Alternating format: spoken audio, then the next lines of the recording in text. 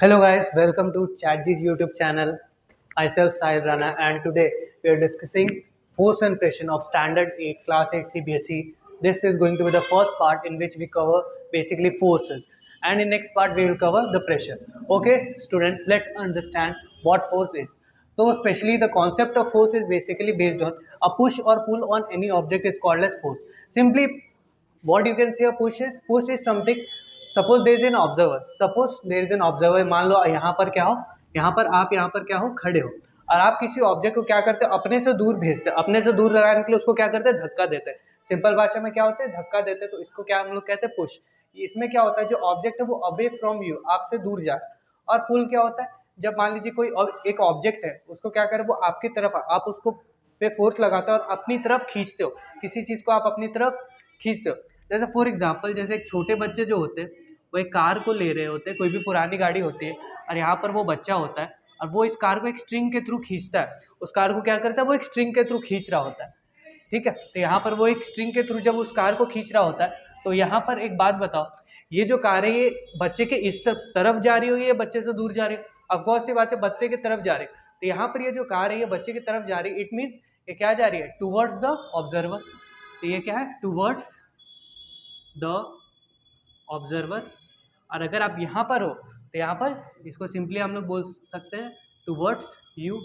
एक जो भी ऑब्जेक्ट होता है, अगर pull is a kind of force in which the object comes towards you, यानी ऑब्जेक्ट आपकी तरफ आता है। Push is a kind of force where object go away from you, away from you. That's it the force is. Now let's understand how it is calculated. Basically the unit of forces which is newton, it's calculated in newton. तो हम लोग को Newton में हम लोग क्या करते हैं, फोर्स को कैलकुलेट करते हैं। मेरे को फोर्स को कैलकुलेट करना है तो मैं क्या करूंगा, मैं न्यूटन में कैलकुलेट करूंगा।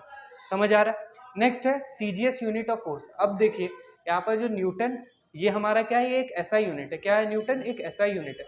और सीजीएस यूनिट ऑफ फोर्स क्या होता है, डाइन होता है। CGS unit of force is basically dyne, डायन वाला डाइन नहीं, इट्स डाइन। ओके, तो there has a relationship between the newton and dyne. अब ये जो न्यूटन है और जो डायन है उसके बीच में एक रिलेशन है। क्या रिलेशन है कि जो 1 न्यूटन है वो 10 पे पावर 5 डायन, यानी इतनी सारी डायन जो होंगी उसके बराबर 1 न्यूटन होगा।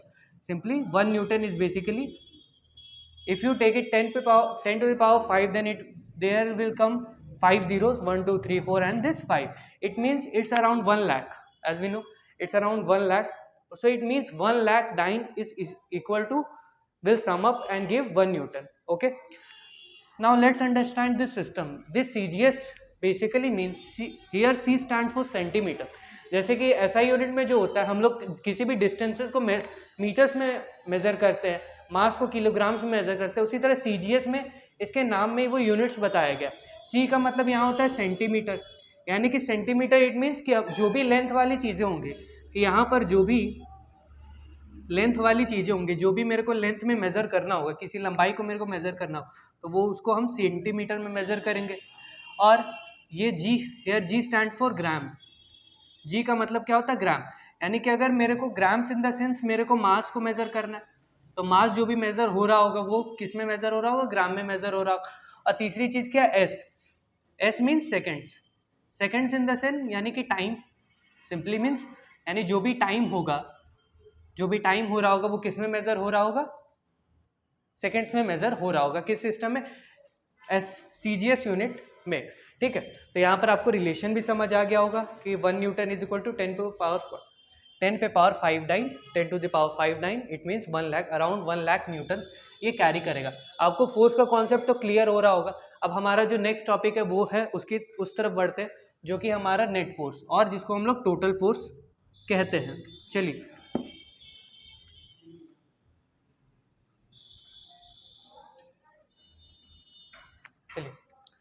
हमारा जो अगला टॉपिक है वो क्या है, नेट फोर्स या फिर टोटल फोर्स। सिंपल भाषा में क्या बोल सकते हैं, नेट फोर्स या टोटल फोर्स। फॉर एग्जांपल, जैसे कि मान लीजिए एक ऑब्जेक्ट है, मान लीजिए आपको एक घर पे एक काम मिला। क्या काम मिला कि बेटा वो जो टेबल है, वो जो एक भारी सामान है, एक मान लीजिए कबर्ड रखा हुआ था, वो काफ़ी भारी था। मैंने कहा कि इस टेबल, इसको क्या करो, यहाँ से वहाँ तक ले जाओ।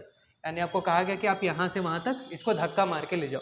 अब आपने क्या किया, अब आपने आप यहाँ पर आपने क्या किया, टेबल को धक्का मारना स्टार्ट किया।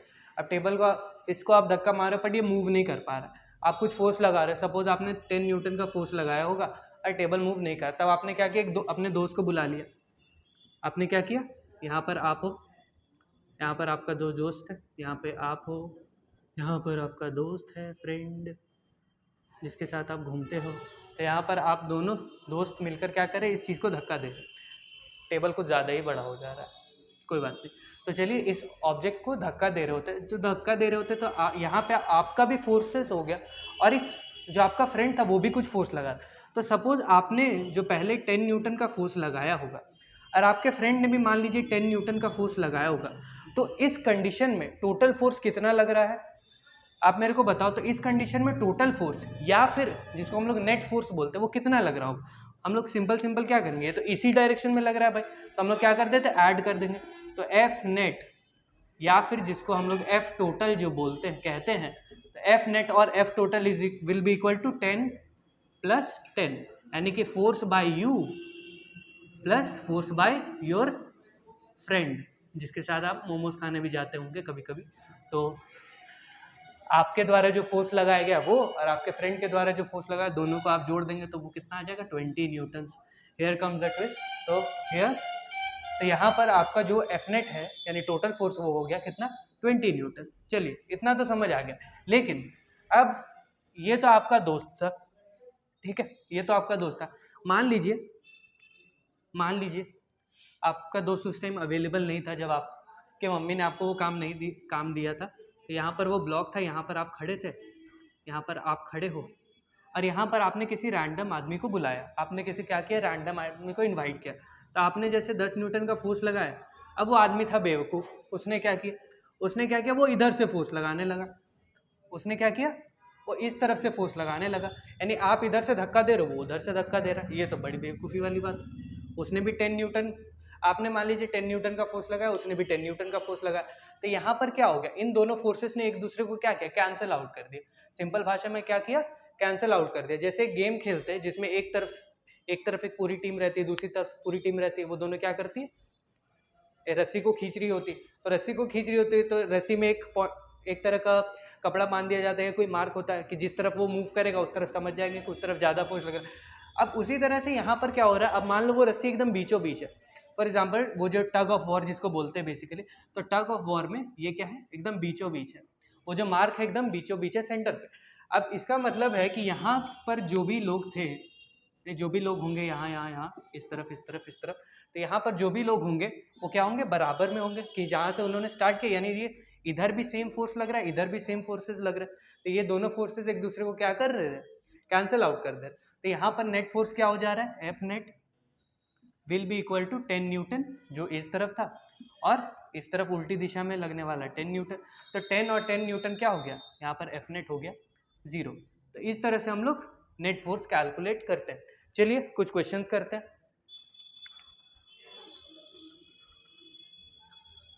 ओके, तो चलिए हमारा पहला क्वेश्चन, मान लीजिए ये एक ब्लॉक है, वही ब्लॉक, इस पर मान लीजिए एक तरफ से 10 न्यूटन का फोर्स लगता है और दूसरी तरफ से 15 न्यूटन का फोर्स लगता है। अब आपको कैलकुलेट करना है क्या, एफ नेट। इस केस में आपको क्या कैलकुलेट करना है, एफ नेट। अब इस केस में मान लीजिए आप थे, अब वो जो दूसरा जो बेवकूफ़ लड़का था जिसने आपके ही बराबर फोर्स लगा के उसको वहीं के वहीं रोक दिया, तो वो उसने क्या लगा, अब उसने ज़्यादा फोर्स लगा दी, उसने 15 न्यूटन लगा दी। अब उसने आपसे ज़्यादा फोर्स लगा तो आप इस तरह मूव करने लगे। तो यहाँ पर कुल मिलाकर एक वो नेट फोर्स जो होगा वही एक्ट कर रहा होगा। तो यहाँ पर नेट फोर्स कितना एक्ट कर रहा है, चलिए देखते हैं। तो नेट फोर्स क्या है, मान लीजिए आप जिस डायरेक्शन में फोर्स लगा रहे हैं, हमें इसमें जब भी आप नेट फोर्स निकालो तो आपको एक डायरेक्शन स्पेसिफाई करना होगा कि आप उसको पॉजिटिव मानो, और जो दूसरा डायरेक्शन में फोर्स लग रहा होगा उसको आपको नेगेटिव मानो। तो मेजॉरिटी केसेस में ये वाली जो डायरेक्शन होती है इसको हम लोग प्लस मानते हैं, इस वाले को हम लोग माइनस मानते हैं। और ये इसलिए क्योंकि यहाँ पर ग्राफ शीट में आप जानते हो एक्स एक्स डैश होता है, वाई वाई डैश होता है। तो एक्स इस तरफ पॉजिटिव होता है, अगर मान लीजिए इस तरह अगर कोई फोर्स लग रही है, यानी कोई फोर्स ऐसे है, मान लीजिए ग्राउंड के अलॉन्ग है, तो उसमें अगर आप इस तरफ फोर्स लगा रहे हो तो आप पॉजिटिवली लगा रहे हो, लेकिन अगर आप इस तरफ फोर्स लगा रहे हो तो आप नेगेटिवली लगा रहे हो। सिंपल सा बात है, एक्स एक्स डैश। उसी तरह से अगर मान लीजिए कोई चीज़ को आप ऊपर धक्का दे रहे हो, जैसे जिम में लोग क्या करते हैं, एक वेट्स को लेते ऐसे करके ऊपर तक लेके जाते, तो जैसे ऊपर तक लेके जाते हैं तो वो इस तरफ पॉजिटिव, लेकिन अगर कोई चीज़ को खींच रहे होते हैं ऊपर से ऐसे नीचे ला रहे हो तब वो क्या हो जाएगा, उस उल्टी दिशा में वो क्या हो जाता है, नेगेटिव फोर्स। तो एफ नेट यहाँ पर क्या हो गया, ये 10 न्यूटन इधर और प्लस हम लोग क्या कर देंगे ये 15 न्यूटन को इस तरफ, तो यहाँ पे -15 न्यूटन लिखना ज़्यादा बढ़िया होगा। ठीक है, यहाँ पर 10 प्लस -15 न्यूटन, ये -15 न्यूटन क्या दिखाता है, डायरेक्शन ऑफ फोर्स को। किसको बताता है जी, डायरेक्शन ऑफ फोर्स को कौन बताता है, ये 15 न्यूटन वाला। तो यहाँ पर आपका एफ नेट जो होगा वो कितना होगा, 10 - 15, ये क्या हो गया -5, क्या हो गया -5, तो एफ नेट क्या हो गया -5, यानी कि -5 न्यूटन। तो -5 न्यूटन यानी एट द एंड ये जो पूरा जिसपे जितने भी फोर्सेस लग रहे हैं वो 5 न्यूटन लग रहे होंगे। कितने लग रहे होंगे, 5 न्यूटन लग रहे हैं। और ये माइनस ये बताता है इस दिशा में, तो ये इस दिशा में 5 न्यूटन लग रहे होंगे। अगर आपको ये डायरेक्शन नहीं मेंशन करना, आप सीधा सिर्फ -5 न्यूटन लिखोगे तब भी इस फिगर से समझ जाएगा कि हाँ इस दिशा में वो -5 न्यूटन का फोर्स लग रहा होगा। तो यहाँ पर नेट फोर्स ये आ गया। चलिए एक और क्वेश्चन करते हैं।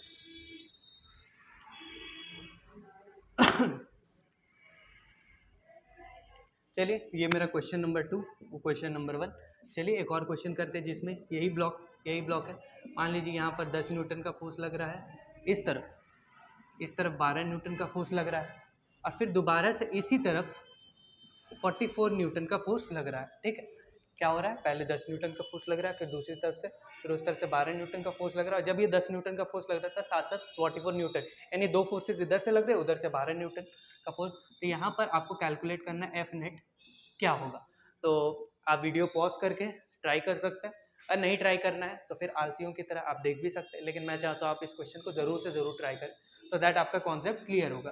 ठीक है, तो चलिए एफ नेट को कैलकुलेट करते हैं। तो यहाँ पर एफ नेट कैलकुलेट करिएगा। तो चलिए हमने क्या बताया था कि इस तरफ वाले को हमने क्या लेना है, पॉजिटिव लेना, और इधर वाले को नेगेटिव लेना। तो चलिए इधर वाला पॉजिटिव यानी कि 44 इस तरफ है, पॉजिटिव होगा, प्लस 10 न्यूटन भी इधर है, 10 इधर, और इधर 12 न्यूटन इधर है, तो यानी प्लस -12 न्यूटन। तो एट द एंड ये कितना हो गया, 44 + 10 - 12, तो 44 का 44, 10 - 12 - 2 कितना हो गया, 42 न्यूटन। तो हमारा क्या आ गया, एफ नेट कितना आ गया, 42 न्यूटन आ गया। समझ आ रहा है, ठीक है। तो इस तरह से आप कैलकुलेट कर सकते हैं नेट फोर्सेस को। ठीक है, चलिए अब आगे बढ़ते हैं। अब यहाँ पर हम कुछ क्वेश्चंस लेंगे, उसका आप स्क्रीनशॉट ले लीजिए सो दैट आप उसको प्रैक्टिस कर सकते हैं। तो हम लोग कुछ क्वेश्चंस लेते हैं जिसमें आपको कैलकुलेट करना होगा नेट फोर्सेस।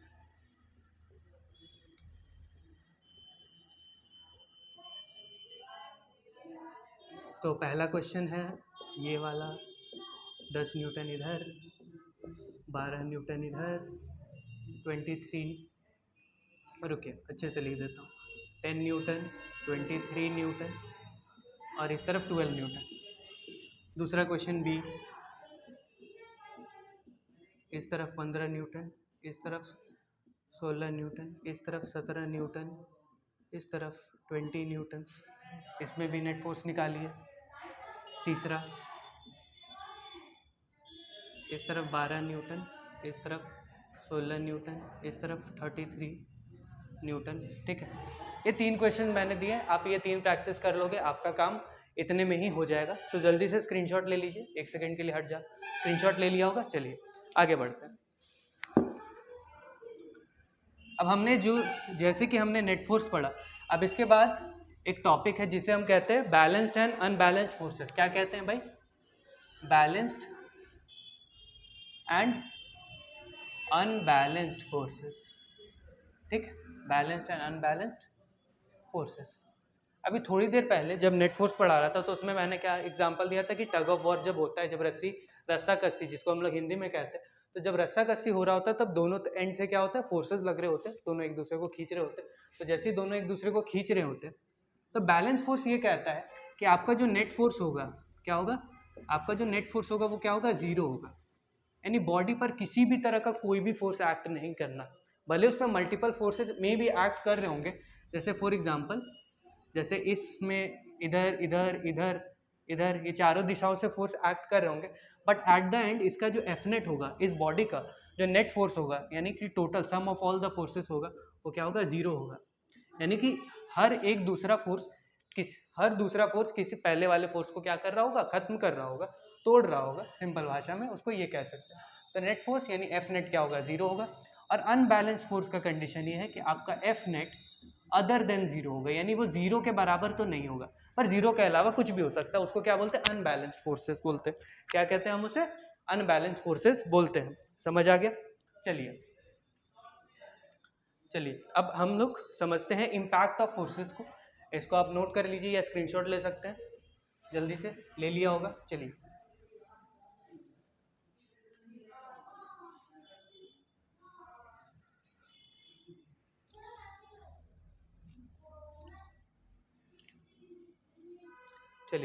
अब हमारा टॉपिक है इफेक्ट ऑफ फोर्स या फिर इम्पैक्ट ऑफ फोर्स। ओके, क्या है इफेक्ट ऑफ फोर्स, यानी फोर्स का क्या इफेक्ट होता है अलग अलग ऑब्जेक्ट्स पर, या फिर उसका इम्पैक्ट। यानी इफेक्ट ऑफ फोर्स और इम्पैक्ट ऑफ फोर्स सेम है, यानी इसका मतलब और इसका मतलब जो है वो लगभग सेम है। इफेक्ट ऑफ फोर्स भी बोलते हैं या फिर इम्पैक्ट ऑफ फोर्स भी बोलते हैं, दोनों में से आपको जो अच्छा लगे आप वही बोलो। तो इसमें सबसे पहला इफेक्ट जो होता है, force can change the state of any body. क्या होता है, force can change the state change करता है। फोर्स क्या करता है, स्टेट को चेंज करता है। स्टेट को समझना, state in the sense, state का मतलब होता है या तो कोई बॉडी की दशा। स्टेट को हिंदी में हम लोग, हिंदी में अगर बोल कहेंगे तो उसे हम लोग क्या कहते हैं, दशा कहते हैं। तो या तो कोई बॉडी रेस्ट में होती है, या तो कोई बॉडी क्या होती है, मोशन में होती है। या तो कोई बॉडी रेस्ट में होगी या फिर कोई बॉडी मोशन होगी। या तो मैं चल रहा हूँगा इस तरह से, या तो मैं एकदम यहीं का यहीं रुका हूँगा। ठीक है, तो या तो कोई बॉडी रेस्ट में होगी या तो कोई बॉडी मोशन में हो। अब जैसे कि मान लीजिए, अब जैसे कि एक बॉल थी, जैसे कि मान लीजिए यहाँ पर कोई, जैसे कि फुटबॉल की बात कर लेते हैं। जैसे यहाँ पर एक फुटबॉल रखा हुआ था, तो एक लड़का आया, उसने फुटबॉल को किक मारी, फुटबॉल उड़ते हुए दूसरे यहाँ तक गई, फुटबॉल क्या उड़ते हुए दूसरी तरफ गई। तो फुटबॉल का क्या हो गया, यहाँ पर उसकी स्टेट क्या थी, यहाँ पर फुटबॉल क्या था, रेस्ट पर था। ठीक है, और यहाँ पर फिर फुटबॉल किस में आ गया, मोशन में आ गया। ठीक है, तो फुटबॉल क्या हो गया, मोशन में आ गया। तो यहाँ पर क्या होता है, state change of any body, यानी किसी भी body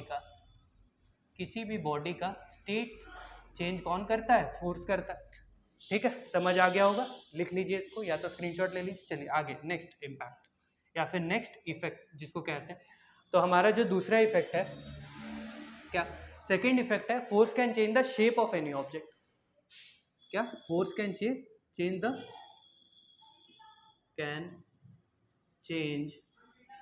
the shape of any object, यानी कि कोई भी ऑब्जेक्ट हो, फोर्स क्या करेगा, उसके शेप को बदल देगा। जैसे कि मान लीजिए आप खड़े, आपने कोई बदमाशी की, पापा ने मारा, आपका शेप ऐसा, तो क्या हो गया, वो फोर्स लगा, उसने आपके शेप को चेंज कर दिया। मजाक कर, बेसिकली फोर्स ऐसे, जैसे कि जैसे मैंने अभी जस्ट प्रीवियसली एग्जांपल दिया कि जब फुटबॉल क्या था, एक जगह से दूसरी जगह किक किया और वो चला गया। अब एक बात बताओ, जब इस फुटबॉल पे फोर्स लगाओगे, जब बच्चे ने, मैंने नहीं, बच्चे ने, मैंने थोड़ी, मैं तो फुटबॉल खेलता भी नहीं, तो बच्चे ने जब फुटबॉल को मारा होगा, तब फुटबॉल क्या हो, उड़ते हुए गई। लेकिन जिस टाइम पे मारा उस टाइम फुटबॉल की शेप क्या प्रॉपर ऐसे रही होगी, नहीं, वो प्रॉपर राउंड नहीं रही होगी। उसकी शेप क्या होगी, थोड़ी सी ऐसे हो गई होगी, थोड़ा सा तो मतलब थोड़ी सी दब गई होगी, तो वहां पर क्या हो गया होगा, शेप चेंज हो गया होगा। या फिर सिंपल भाषा में क्या, आपने कभी बॉटल से फुटबॉल खेला होगा, तो हम लोग क्या कहते हैं, बॉटल से जब फुटबॉल खेलते हैं तो उसके ऊपर चढ़ जाते हैं। अब जैसे ही आप चढ़ोगे, बॉटल क्या होता है, पचाक से पचक जाता है। अब वो जैसे ही वो पचक जाता है, तो यानी वहां पर बॉटल की शेप चेंज हो गई, यहाँ पर फुटबॉल की शेप चेंज हो गई। तो ये कब होता है, जब फोर्स लगता है। तो फोर्स से हम ये जानेंगे, force can change the shape of any object. ठीक है, समझ आ गया होगा। एक और इसका एक और बेस्ट एग्जांपल जो हम लोग घर में देखते हैं, मेकिंग ऑफ डो, यानी आटे को जब गूंदा जाता है तब उसको मम्मी मारती है ऐसे ऐसे ऐसे ऐसे, तो उसका अलग अलग शेप में होता है। ठीक है, एट द एंड वो एक शेप में आता है, उसके बाद उससे फिर हम छोटे छोटे तोड़े जाते हैं, फिर रोटियां बनाई जाती है। तो मेकिंग ऑफ डो इसका बेस्ट एग्जांपल है कि फोर्स से कोई भी ऑब्जेक्ट का शेप चेंज हो रहा है। समझ आ रहा है, ठीक है। चलिए आगे, नेक्स्ट नाउ, चलिए अब नेक्स्ट है हमारा थर्ड, कि फोर्स जो है किसी भी ऑब्जेक्ट की डायरेक्शन को चेंज कर सकता है. Force can change the direction of any body. यानी फोर्स क्या है? Direction of any body. ठीक है, फोर्स किसी भी बॉडी के डायरेक्शन को चेंज कर सकता है. डायरेक्शन नहीं बोलना चाहिए, डायरेक्शन ऑफ एनी बॉडी नहीं, डायरेक्शन ऑफ मोशन बेसिकली. तो डायरेक्शन किसकी होगी? मोशन की डायरेक्शन. किसकी डायरेक्शन? मोशन की डायरेक्शन. जैसे एग्जांपल मैंने जो अभी एग्जांपल दिया, फुटबॉल को जब किक किया गया वो मूव करते हुए, जब फुटबॉल खेल रहे होते हैं तो जैसे ये मान लीजिए फुटबॉल का कोर्ट है, तो फुटबॉल जैसे इस तरफ मूव कर रहा होता है, दूसरी टीम के जो व्यक्ति होते हैं वो जैसे यहाँ तक फुटबॉल पहुँच गया, अब दूसरी टीम वाले इसको इधर भेज देते हैं. फिर ये बेचारे यहाँ से यहाँ चार फुटबॉल बेचारा रो रहा है, यहाँ से वहाँ उसको लाते पड़ रही हैं, उसको लाते पड़े, तो वही यहाँ से वहाँ फुटबॉल कोर्ट में यहाँ वहाँ घूम रहा है. तो यहाँ पे क्या हो रहा है कि जो जब भी उसको किक किया जा रहा है उस पर फोर्स अप्लाई किया जा रहा है. ये तो हम लोग जान रहे हैं उसको क्या किया जा रहा है, फोर्स अप्लाई किया जा रहा है. तो जिससे क्या हो रहा है, वो एक जगह से दूसरी जगह मूव कर रहा है और उसकी डायरेक्शन बदल रही है. यानी कभी फुटबॉल इस डायरेक्शन में तो कभी इस डायरेक्शन, कभी इस डायरेक्शन में तो कभी इस डायरेक्शन. तो यहाँ पर उसकी डायरेक्शन कॉन्टिन्यूसली चेंज होती रही. तो फोर्स से हम लोग ये जान गए कि इफेक्ट ऑफ फोर्स में ये भी इंपॉर्टेंट है कि फोर्स जो है किसी भी बॉडी के डायरेक्शन को चेंज कर सकता है. ठीक है, जल्दी इसको नोट कर सकते हैं या फिर स्क्रीनशॉट ले सकते हैं, जल्दी से ले लीजिए.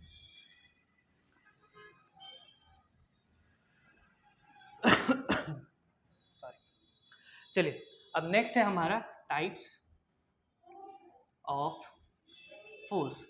अब अगला टॉपिक क्या है? Types of force. ऐसे तो आप लोग बोलेंगे कि सर मैग्नेटिक फोर्सेस होता है, न्यूक्लियर फोर्स होता है, मस्कुलर फोर्स होता है, बट मेजॉरिटी फोर्सेस सिर्फ दो ही टाइप की होती है. क्या कौन कौन सी? एक होती है कॉन्टैक्ट फोर्स. क्या होती है? कॉन्टैक्ट. और दूसरी होती है नॉन कॉन्टैक्ट. ओके, या तो बॉडीज में कॉन्टैक्ट हो रहा होगा, कॉन्टैक्ट, या फिर नॉन कॉन्टैक्ट फोर्सेस. अब देखिए कॉन्टैक्ट और नॉन कॉन्टैक्ट फोर्सेस है क्या, चलिए डिटेल में समझ. कॉन्टैक्ट फोर्सेस में क्या होता है? बॉडी का इंटरेक्शन होता है. यानी एक बॉडी जो होगी वो दूसरी बॉडी के साथ जरूर इंटरेक्ट करे. इंटरेक्ट मतलब टकराएगी, सिंपल भाषा में बोले तो टकराएगी. ठीक है, अब जैसे कि मान लीजिए आपने बचपन में वो मार्बल्स के साथ खेला होगा, तो उसमें क्या होता है कि एक मार्बल रहता है, उसको फिर हम लोग दूसरे मार्बल से मारते हैं. जैसे ही उसको मारते हैं वो मूव करते हुए आगे चला जाता है. या फिर जब एक्सीडेंट्स होते हैं, मान लीजिए यहाँ पर एक कार है और यहाँ पर एक दूसरी कार है, तो छोटी सी कार है, प्यारी सी. ठीक है, तो यहाँ पर एक दूसरी कार थी और यहाँ पर एक और कार है.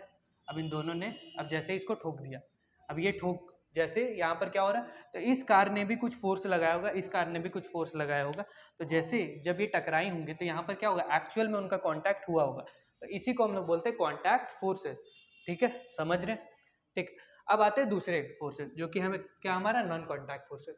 आपने मैग्नेट्स को जरूर देखा होगा, मैग्नेट्स तो देखा होगा, उसमें क्या होता है, नॉर्थ साउथ पोल्स होते हैं. अब जैसे कि हम इसके सामने एक और मैग्नेट ले आए, मान लीजिए ये है. ठीक है, नॉर्थ साउथ, ये नॉर्थ, ये साउथ. ठीक है, अब ये नॉर्थ साउथ है और ये भी नॉर्थ साउथ है. अब देखिए ये साउथ और नॉर्थ है, यानी कि यहाँ पर पोल्सेस क्या है, पोल्स क्या है, क्या है यहाँ पर, अनलाइक है. क्या है? Unlike poles.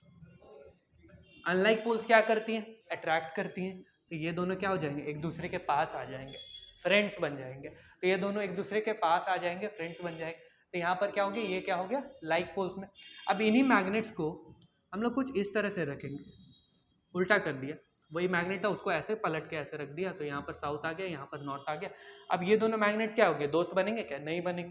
क्यों? क्योंकि ये क्या हो जाएंगे, दूर चले जाएंगे. क्योंकि यहाँ पर जो पोल्स हैं, पोल्स ऑफ मैग्नेट, यहाँ पर क्या है, लाइक है. Like poles never attract, they repel each other. तो लाइक पोल्सेस क्या करते हैं, रिपेल करते हैं एक दूसरे को, एक दूसरे से दूर भागते हैं. चल निकल, ऐसे बोलते हैं, निकलिए आप. ठीक है, तो वो कभी सामने नहीं आते, वो क्या करते हैं, दूर भागते हैं. तो सिंपली कॉन्टैक्ट फोर्सेस ऐसे फोर्सेस होंगे जिनमें एक्चुअल में बॉडी का कॉन्टैक्ट होगा, और नॉन कॉन्टैक्ट फोर्सेस ऐसे फोर्सेस होंगे जिनमें बॉडीज का कॉन्टैक्ट नहीं होगा, और यहाँ पर फोर्स कुछ डिस्टेंस से भी एक्ट कर जाएगा. यानी कि अगर मैग्नेट्स को मेरे को चिपकाना होगा या तो दूर भेजना होगा, तो क्या हमको एकदम करीब लाने का जरूरत है, क्या मेरे को उसका कॉन्टैक्ट यानी इंट्रैक्शन कराना जरूरी है, नहीं. वो कुछ दूर से ही एक दूसरे को खींच लेगा. जब अट्रैक्शन हो रहा होगा, सॉरी, जब अट्रैक्शन यहाँ पर हो रहा होगा, ओके लिख देता हूँ, अट्रैक्शन. तो जहाँ पर जैसे अट्रैक्शन हो रहा होगा, तो ये दोनों क्या कर देंगे, एक दूसरे को अट्रैक्ट कर लेंगे, सामने आ जाएंगे. यही चीज़ है. अब चलिए कॉन्टैक्ट फोर्सेज और नॉन कॉन्टैक्ट फोर्स को ब्रॉडली पढ़ते हैं और ज़्यादा डिटेल में पढ़ते हैं.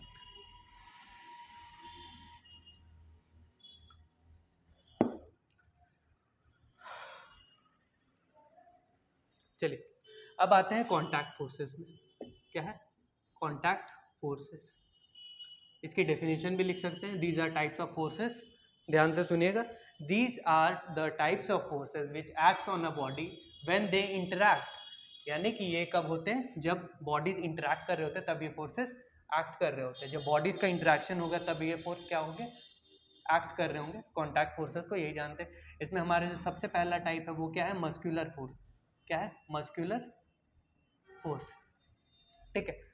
अब जैसे कि वो एग्जाम्पल मैंने बताया था जिसमें आप अपने फ्रेंड को बुलाते हो थोड़ी देर पहले, जैसे यहाँ पर आप हो, यहाँ पर आपका फ्रेंड है, तो यहाँ पर आप हो, आपका फ्रेंड, आप दोनों मिलकर क्या कर रहे थे? उस ब्लॉक को, उस टेबल को, या जो ब्लॉक था या जो भी था उसको आप धक्का दे रहे थे एक जगह से, पॉइंट ए से, मान लीजिए पॉइंट ए यहाँ पर, पॉइंट बी यहाँ पर, तो पॉइंट ए से भी उसको ले जा रहे थे, उसको धक्का देते देते देते देते आपने यहाँ तक ले आए, आप यहाँ पर ले आए। तो यहाँ पर आपके कौन से फोर्सेज एक्ट कर रहे होंगे? मस्कुलर। आप अपनी मसल से ही तो फोर्स लगा रहे होंगे, मसल से ही फोर्स लगा रहे हो, और तो कोई आपके पास ऑप्शन है नहीं। आप किसी डंडे से तो नहीं धक्का दे रहे हो, डंडे से भी धक्का दोगे तब भी आपकी मसल्स वर्क कर रही हो, तो यहाँ पे आपका मसल्स वर्क पे है, तो यहाँ पर क्या कौन सा फोर्स एक्ट हो रहा होगा? मस्कुलर फोर्स एक्ट हो रहा होगा। नंबर टू है हमारा फ्रिक्शनल फोर्सेस। क्या? Frictional force. क्या है हमारा? फ्रिक्शनल फोर्स, या फिर जिसको हम लोग फ्रिक्शन कहते हैं। क्या कहते हैं? फ्रिक्शन कहते हैं। इसको हम लोग क्या कहते हैं? फ्रिक्शन कहते हैं। ठीक है, फ्रिक्शनल फोर्सेस या फ्रिक्शन। अब देखिए फ्रिक्शन होता है, फ्रिक्शन तभी होता है जब दो बॉडीज के सरफेसेस के बीच में कांटेक्ट होता है। क्या होता है? जब दो बॉडीज के सरफेसेस के बीच में कांटेक्ट होता है। ये भी मैं इसी से समझा दूंगा। जैसे कि मान लीजिए ये दोनों लड़के थे, दोनों, आप और आपके फ्रेंड थे, आप दोनों ने जब इसको धक्का दिया होगा, जब ये धक्का दिया होगा, जैसे कि, तो दोबारा बता, अब ये यहाँ से यहाँ ऐसे मूव करता हुआ जा रहा होगा, ये क्या कर रहा हो? यहाँ से यहाँ ऐसे मूव करता हुआ जा रहा हो। तो जब ये मूव कर रहा है तो यहाँ पर ये जो ब्लॉक है या ये जो सामान है उसके सरफेस होंगे, उसके, मान लीजिए ये ब्लॉक का सरफेस है और ये मान लीजिए किसका सरफेस है? ग्राउंड है। अब जैसे ये ग्राउंड है, ग्राउंड के अलॉन्ग ये ब्लॉक कैसे घिसते हुए जा रहा होगा, घिसते हुए जा रहा होगा, तो ये जो ग्राउंड है ना, ये भी कुछ फोर्स लगाता है। ये क्या करता है? आपको जाने नहीं देता। जैसे कि जब आप स्लिप कर रहे होते हैं, जैसे आप दौड़ के, अगर मान लीजिए आपने स्लिप करने की कोशिश की तो आप पूरे स्लिप नहीं कर जाते, अचानक से एकदम पूरे से नहीं चले जाते, थोड़ी देर स्लिप करते हैं उसके बाद रुक जाते हैं। क्यों? क्योंकि ग्राउंड भी एक तरह का फोर्स लगा रहा होता है। यानी ये जो ऑब्जेक्ट है इसके भी सरफेस और ग्राउंड के बीच में क्या हो रहा है? एक तरह का फोर्स लग रहा है जो क्या करता है? रोकता है किसी बॉडी के मोशन को। ये एक तरह का मोशन, एक तरह के मोशन को क्या करता है? रेसिस्ट करता है। ये बेसिकली मोशन को क्या करता है? रेसिस्ट करता है। ठीक है, समझ आ रहा है? तो जैसे यहाँ पर हुआ तो ये हैपन्स नहीं बोलेंगे, act between the surfaces of contact. इस सरफेस ऑफ कॉन्टैक्ट के बीच में ये एक्ट करता है। कौन एक्ट करता है? फ्रिक्शन हमारा एक्ट करता है। तो पहले हमने जाना मस्कुलर फोर्स है, जिसमें आप मसल वर्क कर रहा होगा किसी भी ऑब्जेक्ट को एक जगह से दूसरी जगह मूव कराने के लिए। उसके बाद हमने समझा फ्रिक्शनल फोर्सेस। ठीक है, उसके बाद, और इसके अलावा आपके सिलेबस में नहीं दिया गया है कुछ भी। ठीक है, चलिए अब आगे बढ़ते हैं। अब हम लोग बढ़ते हैं नॉन कॉन्टैक्ट फोर्स की तरफ। किसमें की तरफ बढ़ेंगे? Non contact force. अब नॉन कॉन्टैक्ट फोर्स में तीन टाइप्स के फोर्सेस को आपको मेजरली पढ़ना है। ठीक है, तीन टाइप्स के फोर्सेस को मेजरली पढ़ना है। तो पहला नॉन कॉन्टैक्ट फोर्स जो कि है आपका ग्रेविटेशनल फोर्स। क्या है? ग्रेविटेशनल।